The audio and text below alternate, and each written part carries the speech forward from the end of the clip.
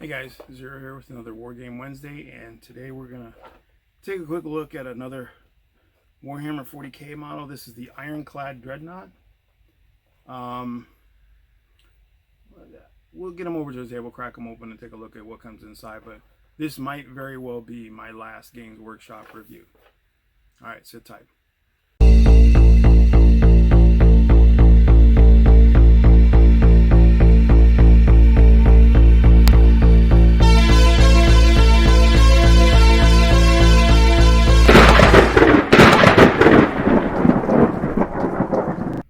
Alright, here we are. This is the Warhammer 40k Ironclad Dreadnaught.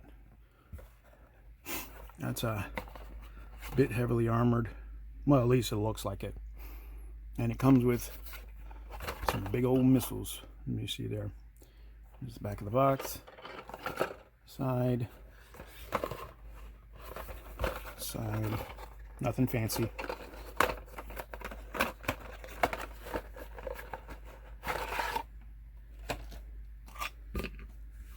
Okay, we've got our classic 60mm Dreadnought base and the original plastic Dreadnought base. Nice. Alright, here we have the decal sheet. It's pretty basic, pretty simple. Looks like Ultramarines again. I'm sure I could use the numbers for the Imperial Fists, but yeah, there you go. Here's the assembly guide. That's a full color guide. Cool. Not sure if this was built before they did the full color guides and they revamped the instruction manual, or this was always in that range. Might have been.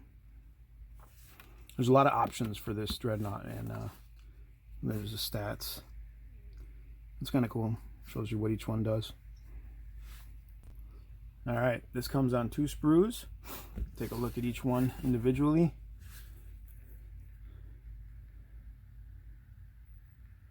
Close combat weapon, hurricane bolters,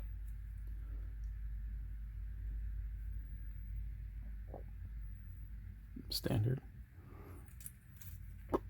I always found it funny, like they put these on top of Dreadnoughts and other models, and it's like usually the first thing, and how thin this is, like the first thing to freaking break on your model. Here's the second sprue, and the plating on front, which is kind of cool. Yeah, you get to select which plate you want. That's kind of cool. More of the torso, and there's the front plate, the sarcophagus plate, the plate armor.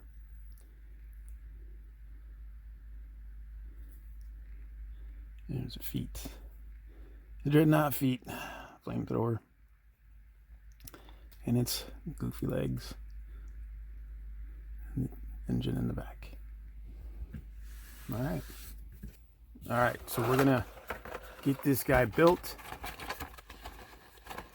I don't know if I'm gonna be able to prime him in time for the weather change, but we'll get this guy built and we'll get him on the display board so you guys can take a look at how big it is, and I'll put some other miniatures next to it so you guys can see the size of it and stuff compared to other stuff. Alright, sit tight. Alright, so here it is, the Ironclad Dreadnaught with everything that it comes with and the extra bits left over. The extra bits are basically the Stormbolter arm unit. You get an extra sarcophagus cover. And then you get the banner. Now, a lot of people put them on there, but I don't like putting the banners on because usually with Dreadnoughts, that's usually the first thing that breaks. You also get a full arm for the chainsaw arm, and I chose to put the flamethrower on there. I don't know why I did that, but I don't know. It's just for some reason. You also get the right Dreadnought claw. Again, I put a flamethrower on. I don't, not sure why. I just didn't want another bolter on there. I actually gave it the hurricane bolters and the siege hammer thing arm, which moves. And all these come off, so you can just swap them on and off, and they're pretty tight fitting, so there's not a lot of worry. I don't need to magnetize it because there's not a lot of worry of like this falling off or whatever. as I go and put that on. And there you go. It's a pretty solid kit once it's glued together, because it's all plastic. So once you get it together, it's pretty solid. I'm not sure how good he would be in a tumble, but he's pretty sturdy. I gave him the hunter killer missiles, because why not?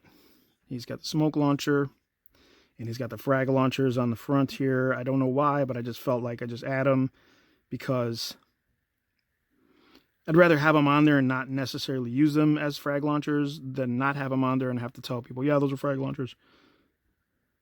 You've got your targeters. Let's put your crucifix there. The honors there, and I think I put another one here on his foot or on his leg, right there. So he's pretty thick. He's got some thick armor. You can see, but it's a basic dreadnought. It's the dreadnought, you know, and he comes on the original plastic dreadnought base. So not too much going on there. But let's get him next to some of the other models I have. You guys can see what they look like size-wise. All right, here it is next to a standard Space Marine. And these are the guys that came out in like the mid-2000s. Just plug and play. And then here he is next to a Primaris Intercessor. Again, you can see the height difference there. These guys are getting kind of outdated, man. You know, these dreads they're getting a little dated for the look. And I mean, you know the new types of dreadnoughts, so you can see the size varying there. All right, here he is next to my Thousand Suns Hellbrute, which just was a step up from the old dreadnoughts, the old Chaos Dreadnaughts, which I'm glad they did, because those Chaos Dreadnaughts were garbage. They're about the same height. You get the horns and stuff. You've got these missiles, but they're about the same height.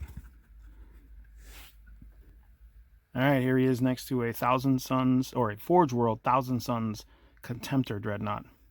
And you can see the size, huge size difference here. This guy towers over him, which leads to believe, like, why did they, I don't know, maybe they felt like the smaller size was like better in combat. I don't know. It's just, I mean, I know this is an old, like in the real world, this is just an old design, and this was just a newer design, but still, I don't know how they went from this to this. If anybody knows, you can share the story. All right, and here he is next to an Imperial Knight. And you can see huge difference. Fit him on his base. There you go. Comes up to the midsection, or the torso, the crotch. There you go. All right, let's get over to the chair so I can give you guys my final thoughts. Sit tight. All right, so there we are. That is the Ironclad Dreadnaught from Warhammer 40K. Probably the most expensive Dreadnaught you're going to buy outside of one of the Forge World ones. And I kind of get it. Like, I get it to a degree. Like, you've got the Hunter Killer missiles. You've got the 4 different arm options. You know what I mean? So you can configure it for an assault Dreadnaught. You can configure it for a long-range Dreadnaught or mid-range Dreadnaught. You know, whatever you want to do. But is it worth $50? I mean, I bought it, right? Like, I at the time I purchased it, I was like, yeah, that's $50, it's worth it, whatever. I don't know. Maybe, I don't know. I remember a time when Land Raiders were $50, and you're dealing with a whole lot more plastic.